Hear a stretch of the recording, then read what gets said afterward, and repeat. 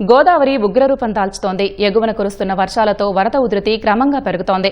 గోదావరి ఉధృతిలో గండిపోచమ్మ ఆలయ గోపురం మునిగింది. ధవళేశ్వరం వద్ద మొత్తం 175 గేట్లు ఎత్తి నీటిని విడుదల చేయడంతో లంక గ్రామాలను వరద ముంచెత్తింది. అనేక గ్రామాలకు రవాణా స్తంభించింది. గలగలమంటూ గోదావరి పరుగులు పెడుతోంది. ఎగువన కురుస్తోన్న వర్షాలతో వరద ప్రవాహం క్రమంగా పెరుగుతోంది. పోలవరం ప్రాజెక్టు సమీపం దేవీపట్నంలోని గండిపోచమ్మ ఆలయం వద్ద గోదావరి ఉధృతంగా ప్రవహిస్తోంది. గండిపోచమ్మ ఆలయ గోపురం వరకు వరద చేరింది.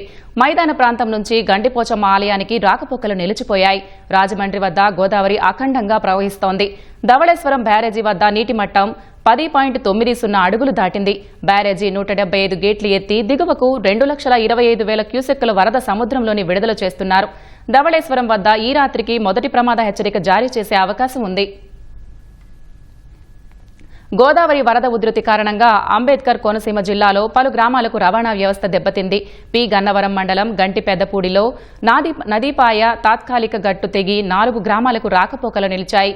జి పెదపూడి, ఉడిమూడిలంక, అరిగేలవారిపేట, బూరుగులంక గ్రామాలకు రాకపోకలు స్తంభించాయి. స్థానికులు నాటు పడవలపై రాకపోకలు సాగిస్తున్నారు. వరద పెరుగుతుండటంతో పోలవరం, తూర్పుగోదావరి, అంబేద్కర్ కోనసీమ జిల్లాల యంత్రాంగం అప్రమత్తమైంది. వరద పరిస్థితిని ఎప్పటికప్పుడు అంచనా వేస్తూ సహాయక చర్యలు తీసుకోవాలని ఆయా జిల్లా కలెక్టర్లు ఆదేశాలు జారీ చేశారు. వరద మరింత పెరిగే ప్రమాదం ఉన్నందున అప్రమత్తంగా ఉండాలని సిబ్బందికి ఉన్నతాధికారులు ఆదేశాలు జారీ చేశారు. కోనసీమ జిల్లాలో అధికారులకు 3-4 రోజుల పాటు సెలవులు రద్దు చేశారు.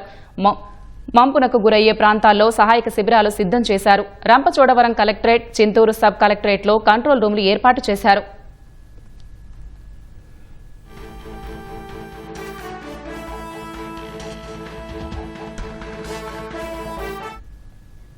ఏలూరు జిల్లా వేలేరుపాడు మండలం ఎడవల్లి, బోళ్లపల్లి గ్రామాల వద్ద ఎద్దువాగుకు వరద తాకిడి పెరిగింది.